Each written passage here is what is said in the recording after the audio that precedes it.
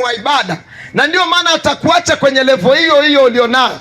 Atakuacha kwenye kuondesha toroli hivyo hivyo, kwenye kuondesha bodaboda hivyo hivyo, kwa sababu anajua akikupa mafanikio zaidi ya hapo watakulonga, watakuua.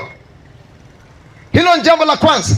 Kuna watu wa chini ambao sio tu shetani anawazuia kufanikiwa, ila hata Mungu mwenyewe anawazuia kufanikiwa, kwa sababu anajua nikimfanikisha huyu atavunja ndoa, nikimfanikisha huyu ataanza kulala na makahaba watatu.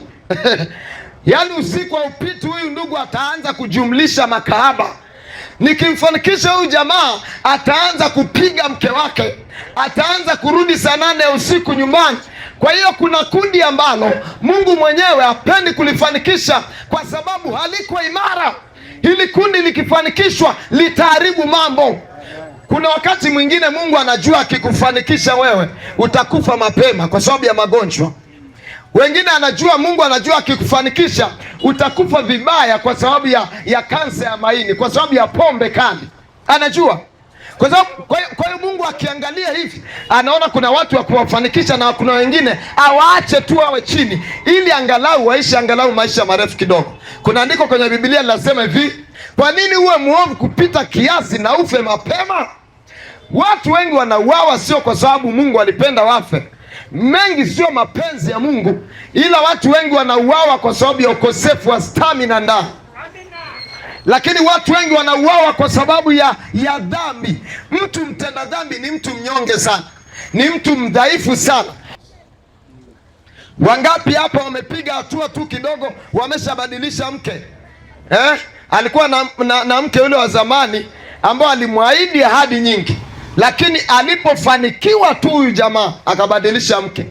Na ndio maana Mungu anaona ni bora kuna baadhi ya watu wabaki chini tu ili waendelee kuwapenda wake zao, ili waendelee kuwaletea angalau hata kama ni chipsi mayai, basi amletee mke wake, kwa sababu anajua akikupa hela wewe utabadilisha mke, sababu anajua ulivyo mwepesi rohoni, anajua jinsi ulivyo mdhaifu rohoni.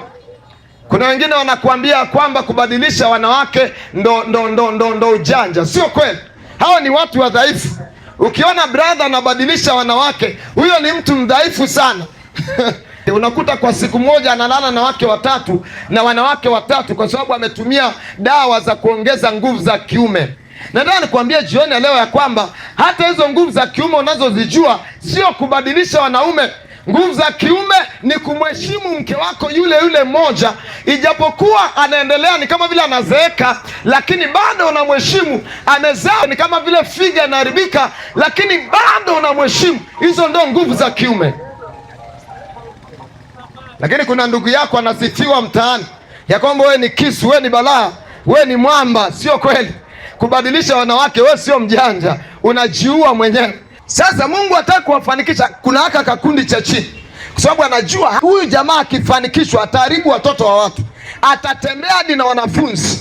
Kwa hiyo Mungu anaona akaacha haka kajamaa chini kaendelee kupigwa na jua, kwa sababu anajua akikapa hela haka kataharibu watoto wa watu. Na kwa hiyo Mungu atakuacha maskini daima. Na ili Mungu akusaidie sasa, ni lazima ukaongeze uwezo wa roho yako. Ukiona mtu halali na wanawake, ukiona mtu atembei na mabinti habadilishi wanawake, ni kwa sababu yuko imara ndani, sio kwa sababu ni mshamba. Sio kweli. Huyu jamaa yuko imara ndani. Hata binti aje yuko uchi, huyu jamaa shtuki ndani, sio kwa sababu sio mzima. Wewe unajua tafsiri za watu zimebadilika, kwa sababu yani wanaweza kukuona huko na kama mwanamke pale kamevaa nusu uchi alafu uombi namba. Majamaa nadhani wewe ni mshamba. Sio kweli. Ushamba ni kuomba namba, lakini uimara wa ndani ni mtu kukaa na yule binti amevaa vibaya lakini wamsaliti mke wako. Huo ndio imara, huo ndio janja sasa. Ila watu wamebadilisha mambo, watu wamebadilisha mambo. Amen.